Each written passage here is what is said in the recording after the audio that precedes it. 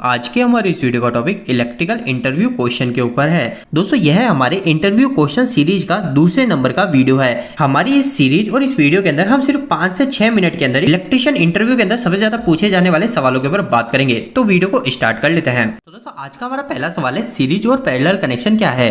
तो इसका जवाब काफी सिंपल सा है। सीरीज कनेक्शन के अंदर आपको बोलना है अगर हम सिर्फ एक सप्लाई वायर से कई उपकरण को जोड़कर चलाते हैं तो वह हमारा सीरीज कनेक्शन कहलाता है। ये कैसे होता है अभी मैं आपको बताऊंगा। और साथ साथ पैरेलल कनेक्शन में आपको यह लाइन बोलनी है, अगर हम सभी उपकरण पर्सनली सप्लाई वायर से कनेक्ट करते हैं तो वो हमारा पैरेलल कनेक्शन कहलाता है। अब इसको आप समझ लीजिए। दोस्तों देखिए, मान लीजिए कि मेरे पास एक ये बल्ब है और ये 3 बल्ब है। इसी तरह मेरे पास यहाँ पे भी टोटल 3 बल्ब है। अब दोस्तों इसके बाद में इन तीनों बल्ब को चलाने के लिए मेरे पास ये फेस और न्यूट्रल सप्लाई है और इधर के 3 बल्ब को चलाने के लिए मेरे पास ये फेस और ये न्यूट्रल सप्लाई है।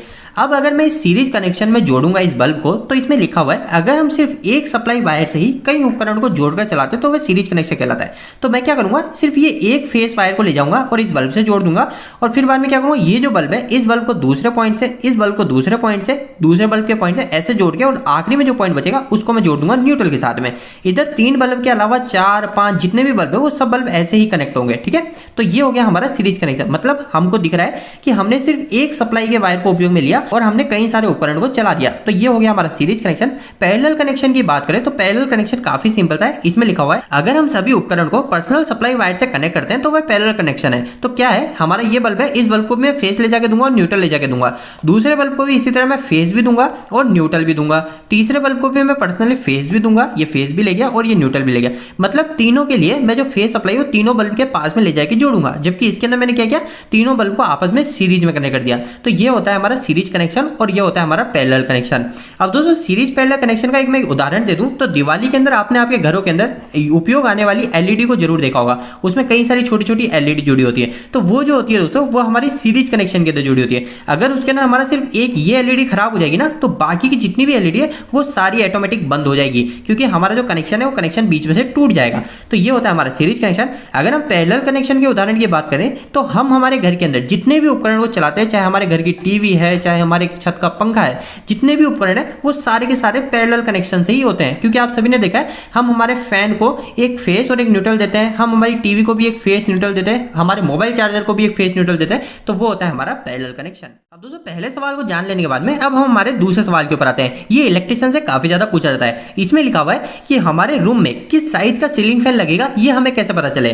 तो दोस्तों इसके लिए काफी सिंपल चीज है। हमको क्या करना पड़ता है, हमारा जो रूम है उस रूम का स्क्वायर फीट निकालना होता है। स्क्वायर फीट कैसे निकालेंगे, सिंपल सी बात है। हमारा जो रूम है उस रूम की जो साइज है उस साइज को हम सबसे पहले ऐसे नाप लेंगे और फिर बाद में साथ साथ ऐसे नाप लेंगे। तो जैसे मैं मान लेता हूं कि हमारे जो रूम की साइज इधर 10 फीट है और इधर भी हमारे रूम की साइज जो है वो 10 फीट है, या फिर अभी मैं मान लेता हूं ये हमारी 15 फीट है। तो अब मैं क्या करूंगा, इन दोनों को मल्टीप्लाई कर लूंगा। तो ये हो गया 15 × 10।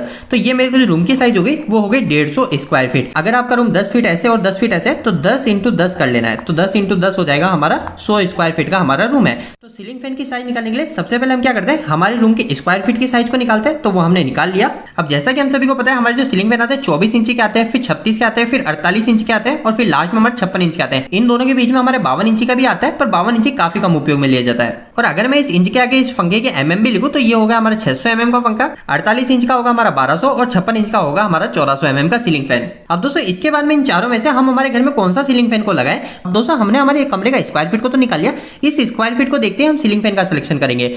हमारा स्टैंडर्ड चार्ट हमें यह बताता है कि अगर हमारे कमरे के स्क्वायर फीट 35 स्क्वायर फीट या फिर इससे कम है तो हम 24 इंची का सीलिंग फैन को लगाएंगे, मतलब 600 mm वाले।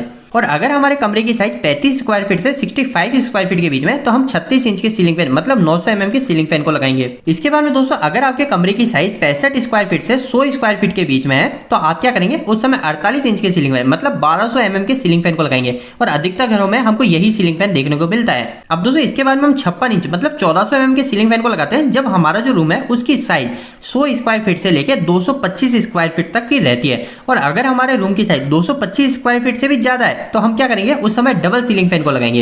एक ही रूम के अंदर हम 2 सीलिंग फैन लगाएंगे। तो इस तरीके से इसको कैलकुलेट किया जाता है। अब दोस्तों नेक्स्ट हमारा तीसरा सवाल है जो कि है मोटर में सिंगल फेसिंग क्या होता है। तो दोस्तों ये काफी सिंपल सा आंसर है इसका।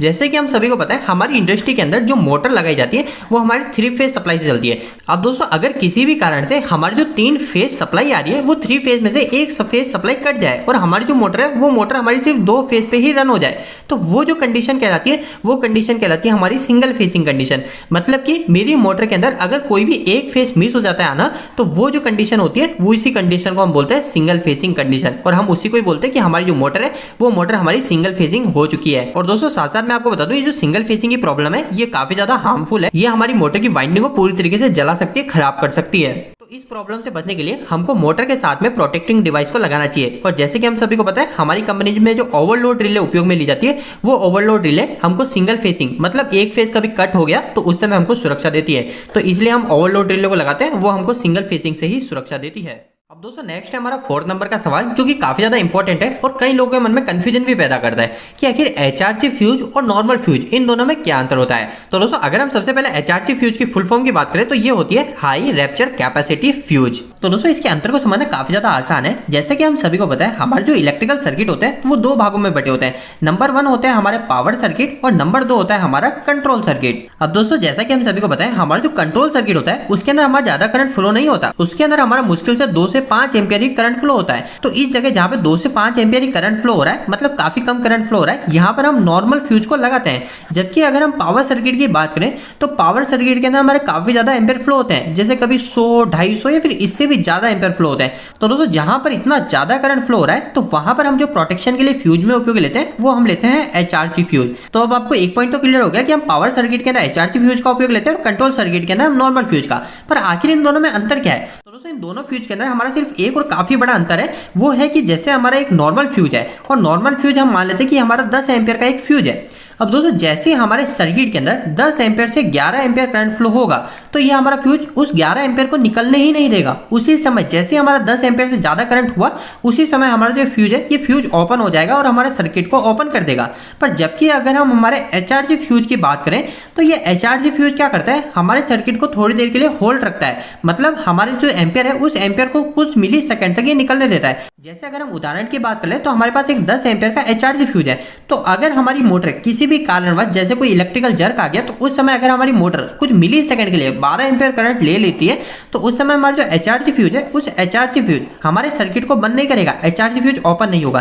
तो यही हमको फायदा मिल जाता है। हमारा जो नॉर्मल फ्यूज होता है वो हमारे छोटे छोटे इलेक्ट्रिकल जर्क से भी ओपन हो जाता है और ये हमको काफी ज्यादा मुसीबत पैदा करता है, ये बार बार हमारे सिस्टम को रोक देता है। पर हमारा जो एचआरसी फ्यूज होता है ये हमारे छोटे छोटे माइनर से जो इलेक्ट्रिकल जर्क आते हैं उस समय हमारे सर्किट को होल्ड करके रखता है। लेकिन अगर हमारा उपकरण काफी समय तक ज्यादा करंट ले रहा है तो उस समय हमारा जो एचआरसी फ्यूज है वो एचआरसी फ्यूज भी ओपन हो जाएगा। तो यही इन दोनों के बीच में मुख्य डिफरेंस होता है एचआरसी फ्यूज और नॉर्मल फ्यूज में।